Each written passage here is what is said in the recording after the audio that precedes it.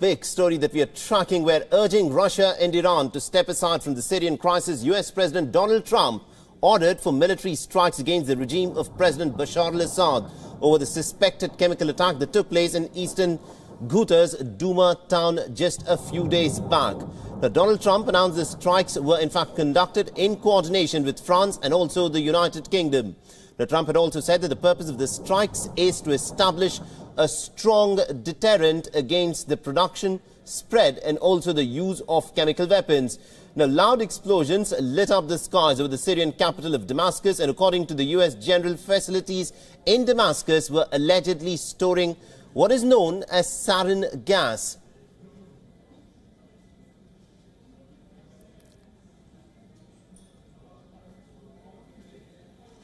My fellow Americans, a short time ago, I ordered the United States Armed Forces to launch precision strikes on targets associated with the chemical weapons capabilities of Syrian dictator Bashar al-Assad. A combined operation with the armed forces of France and the United Kingdom is now underway. We thank them both.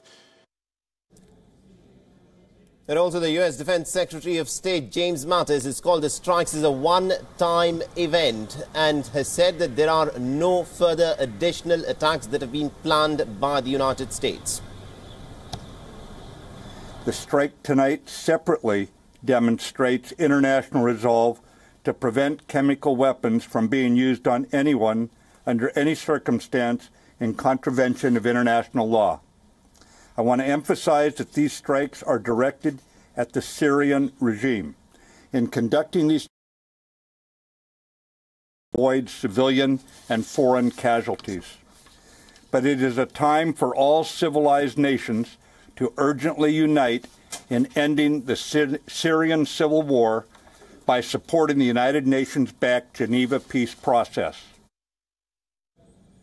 All right, so that was James Mattis there, US Defense Secretary of State, indicating that this is a one-time strike, indicating the limited nature of escalation which the United States is in fact looking at in this present crisis.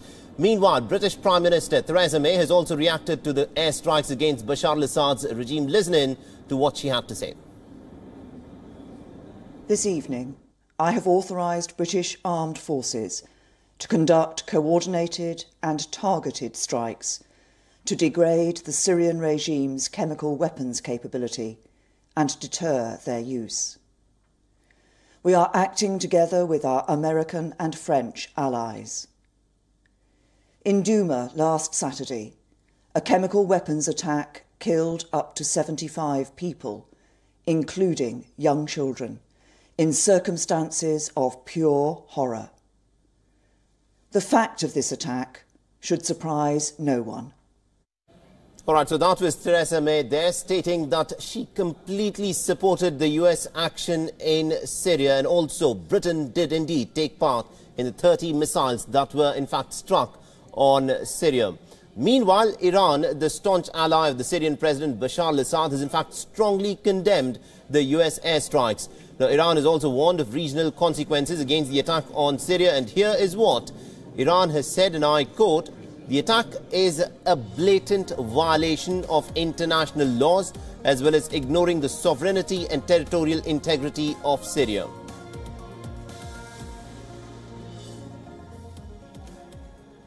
All right, now for more on this, we are joined in by former US diplomat Arun Singh, who's joining us from New Delhi. Good morning to you, Ambassador.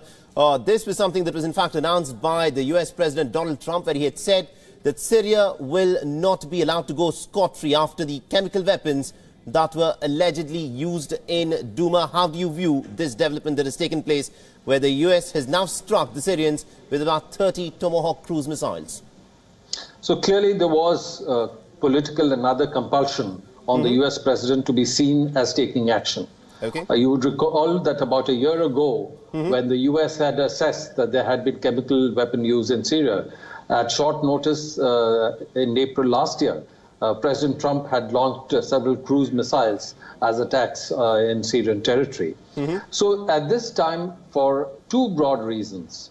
One, President Trump, for his own political reasons, wants to show that he's different from President Obama. Right. And a lot of people had criticized President Obama in 2013 for backing down on his assertion that he would take action in Syria if there was seen to be any kind of chemical weapons use. So he wants to show that he's different, he's decisive. And so following what he had done last year, clearly he felt himself under compulsion to again take action at this time. The second aspect is that US, Europe, many other countries take the position that they have to observe international norms, try and enforce international norms. And since the First World War, which ended about 100 years ago, when there was extensive chemical weapons use, and according to some reports, almost 1 million people had died at that time, there was an international norm against use of chemical weapons. Right. So the US and others assess that there has been chemical weapon use. They feel that they're under some compulsion to try and enforce that. So that's their position. But of course, as you also mentioned, and there was some in the comments from Iran, that there are issues related to international legality. Right. Because technically, any international action is seen as legal if there is UN Security Council authorization or if there is an argument based on self-defense. Because under UN Charter, you can take action if there is self-defense involved. Now, in this case, neither of these two apply. But in international relations, as in many other things, it's very often not just norms and legal authorization, but practical aspects of relative balance of power, force, that comes into play. Going beyond just the US, the UK has its own compulsions, because the UK wants to show that after Brexit, it remains relevant as an ally and partner of the US in the international context. Absolutely. And therefore, this kind of effort is a signal to the United States that we remain a valued partner for you, whatever may be our relationships in Europe, with Brexit happening. Secondly, a few weeks ago, in the UK, there has been a lot of criticism what they saw as use of a nerve agent, a chemical agent, on UK soil against somebody who was earlier a Russian national. So there has been sort of a reaction at the political level and wider level to that. And therefore, they would feel again that this kind of action would be seen as a message to who they blame for the other action that they saw on UK soil. Again, France has its own compulsions. Right. France had been given the mandate for Syria after the First World War. Since that time, they feel a certain special role that they feel they must play in in issues related to Syria, post-conflict resolution in Syria. And in 2012-13 also, it was the French and the French President Hollande at that time, who had been really among the most vociferous demanding action against Syria. And they were claiming that they were very disappointed eventually when the US president decided not to act. So the French have their own compulsions. So I think the compulsions of these three powers and their political leaders converged at this time. And therefore, they decided to take action. But I think what is important, as was also mentioned by the US Secretary of Defense Mattis, they would like to see this action as a one-off. Right. Having asserted their position, having made their point, they would not like to see escalation. In the statement of US Secretary of Defense, it was also mentioned that they targeted only what they saw as premises belonging to the Syrian government. Absolutely. They tried to avoid civilian casualties. They have tried to avoid any casualty to the foreign presence in Syria. Therefore, again, a message to Russia, to Syria, that they tried to avoid any kind of direct harm to them. So they would like to see it as one-off and hope that there is no reaction or retaliation from Russia or Iran. But clearly for Russia, it is difficult because Russia has been the main supporter of the President Assad and the government in Syria. They have a very strong presence on the ground. They have a strong hand to play in the post-conflict resolution of the situation in Syria. So they would feel that this action is also a challenge to them, whatever may be said in terms of explaining the nature and impact of the action. Absolutely. Absolutely indeed, Ambassador. Do continue to stay on with this. Meanwhile, I'm told that we're also joined in by my colleague Daniel Ipghani, who joins us from Amman. Daniel, you've been tracking the developments very closely there. Now, the Americans have gone ahead and done what they had promised to do. And now the Russians have said that this is an action that will have repercussions. Now, what sort of a reaction can we expect from the Russians and perhaps the Iranians here? Well, if I had to analyze the forces on the ground and the political possibilities, I have to say that both Iran and Russia, but also the Syrian government, are in a very difficult spot as of now, because the United States of America targeted three precise objectives connected with either the production of the stock or the stockpiling of either chemical weapons or precursors used to prepare chemical weapons. This was a very clever choice. They did not attack directly any other force, not the Russian forces, not Iranian-backed militias, and not even Syrian military forces, neither the airstrikes nor the ground forces. So this leaves the belligerents on the ground, the, so to say, opposing front of the United States, with a very difficult decision. What is their ground for legally and legitimately attacking directly the United States of America? It would be very, very difficult to justify. Right. Who will take the responsibility to directly attack the United States of America and risking the beginning of one of the largest international conflict, at least in the last decades? I think none of the actors, they will retaliate in other manners. How so? It's early to say. Absolutely, indeed. And Ambassador Singh, if I could, take that question to you. Russia, in the immediate aftermath of these strikes, has said that there will be a reaction from them. Do you realistically expect that there will be some sort of a consequence which the Russians can, in fact, try and impose on the Americans? Or is this just a lot of hot talk? It's difficult to say, because Russia has said, their ambassador in the US, others have said that there will be consequences. Now we have to see in what manner Russia decides to react to this, because they would see it clearly as a challenge to their position and presence in Syria, even though the strike has been sort of specific, targeted, and has been described in that manner. But we have to see, because Russia would have its own international and political compulsions. We have to see how they respond, in what manner. Right. Is it some kind of an asymmetric response? Because I don't think they would particularly want real escalation, because Russia's relations with the US and Europe are at a very difficult stage right now. Right. About a week ago, President Trump had sanctioned a large number of Russian officials, business persons and others, many of them who are closely linked to the power structure in Russia at this time.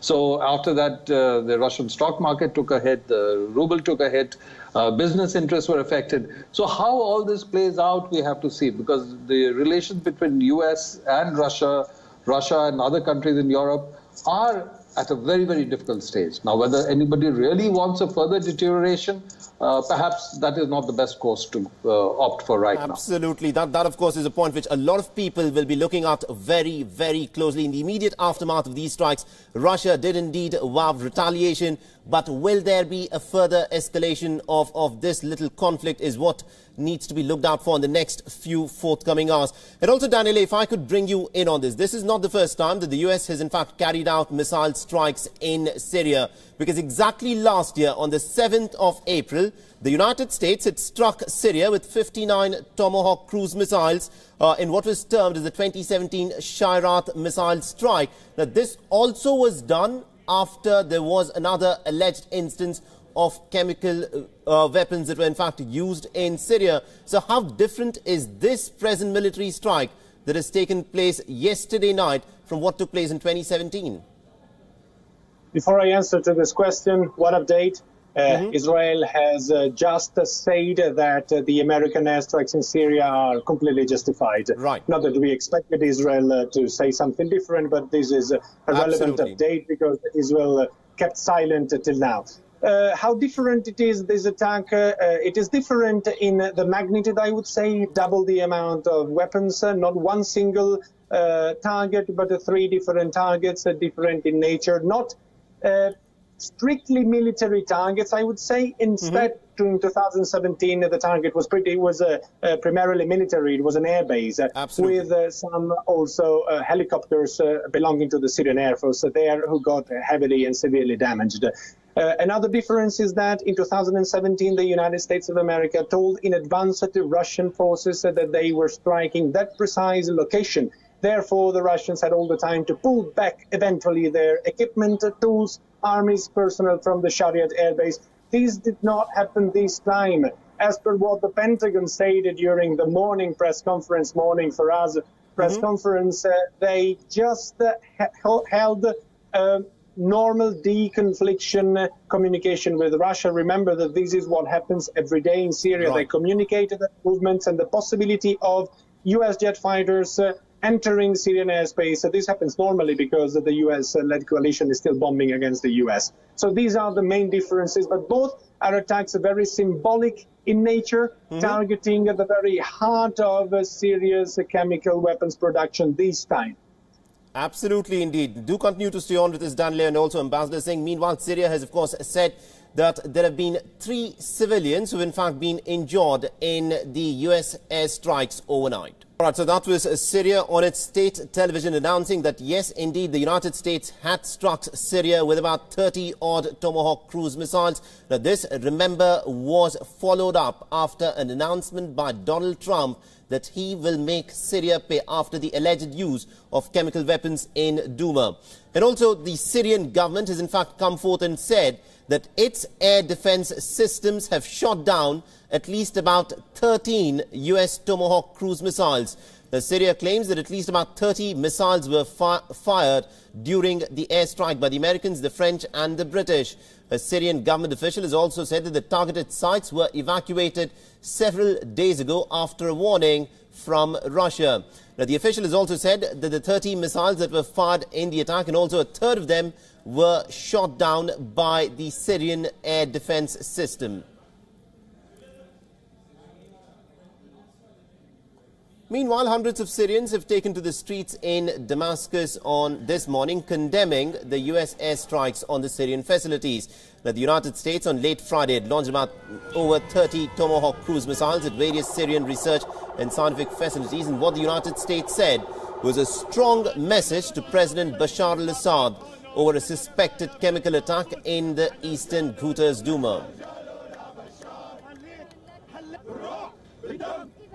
Absolutely. So these are, in fact, the protests that the Syrians have staged immediately this morning after the US airstrikes. And Ambassador Singh, if I could come back to you on this. Now, you know, from the statements that have in fact been made, let's say, by the US Defense Secretary of State, James Mattis, where he said that, look, we are looking at a limited nature of this strike.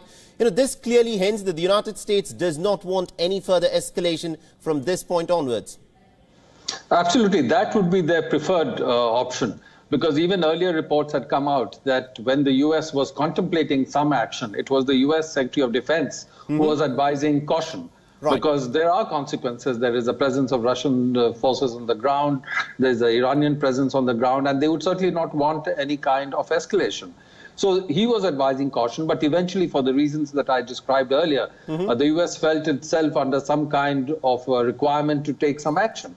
So they decided to go ahead, but and that is the reason why the Secretary of Defense elaborated that the targets were precisely selected, foreign presence was not targeted, and they see it as one-shot effort. And so if there is no specific retaliation, either from Iran or from Russia to this, perhaps there may not be escalation. But we have to see how Russia and Iran evaluate their options. Absolutely. So the next few forthcoming hours and days would, of course, be very crucial to see as to how this, in fact, entire plays out. And Daniel, if I could bring you in on this, now the Syrian state media is claiming that they've shot down at least about 13 Tomahawk cruise missiles. How credible do you think that claim is? And could Russia have helped the Syrians in shooting down some of those Tomahawk cruise missiles? It is very hard for me to say. I think that each and every evaluation regarding the military, the strictly military aspect of this campaign will need us to wait at least the press conference that the Pentagon is holding once again tomorrow morning, American times, where they will precisely break down the number of missiles that were shot down, the number of missiles they shot. It is credible that part of the missiles that have been shot against Russia have been intercepted. Why not? This is absolutely credible. I think that the number of missiles that the Syrian state agency placed, the number of missiles launched against Syria at 30, I think that is under-evaluating it, because if we go by the Pentagon words, they say that the amount of weapons used at this time was double the amount of weapons used in 2017. Right. So if in 2017 they shot 59 Tomahawks, at least it would have been 120. And also Moscow said they at least recorded and registered 100 missiles shot at. But again, very early to say. I have no reason to doubt that part of these missiles have been intercepted. Absolutely, indeed. And also, Ambassador Singh, if I could bring you in on this. You know, it is interesting that the US has gone ahead with these strikes, and it is Russia and Britain that are the two nations which have supported and have also perhaps taken a part in these attacks on Syria. Now, my question to you is, why did the US not perhaps take the route of the NATO? Because in the past, the United States, which in fact leads the NATO, has always, for a broader coalition, used NATO, which is much more pliable than the United Nations, where perhaps Russia and China could veto any sort of an action by the United States. Do you think this is a deliberate thing that was done by the United States? Getting NATO concurrence and buy-in into this effort would have been a far more complicated affair. Because, as you know, Turkey is a part of NATO. Right. And in terms of what's happening in Syria, Turkey has of late been coordinating very closely with Russia and with Iran. Also, Germany had made it clear that while they completely oppose the use of chemical weapons of any kind, they would not take part in any kind of a military effort. That message had come from Germany. So it was clear that to get a wider NATO approval for this action would have taken a lot of time, would have been far more complex, whereas UK and France were in a position very similar to the US, and they would have been able to take that action. And this is something they've done earlier. You may recall that when they had taken action in Libya in 2011, it was UK and France who were in the lead, with the US supporting from behind. So there have been moments when these three countries have come together without necessarily pushing for a full NATO support for what they are doing. Absolutely, indeed. An interesting take there. Do continue to stay on with us, both Ambassador Singh and also Daniel Pagani. And let's also now listen in to have West Asian experts are in fact viewing the latest strikes on Syria.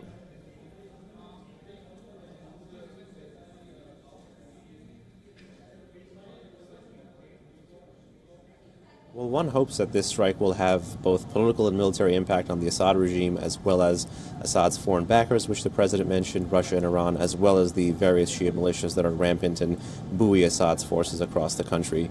In reality, because the strike was a signal of resolve against Assad and limited to the chemical weapons production, procurement, development facilities, it's likely that there will need to be future mowing of the grass, if I have to be so frank, to deter Assad, to deter Assad at home, as well as to deter Russia and Iran from continuing to bolster the Assad regime. All right, so big developments that have in fact taken place in terms of what's happening in the crisis in Syria. The United States has, of course, struck the Syrian chemical weapons facilities with at least about over 100 Tomahawk cruise missiles. We'll be tracking all the developments for you.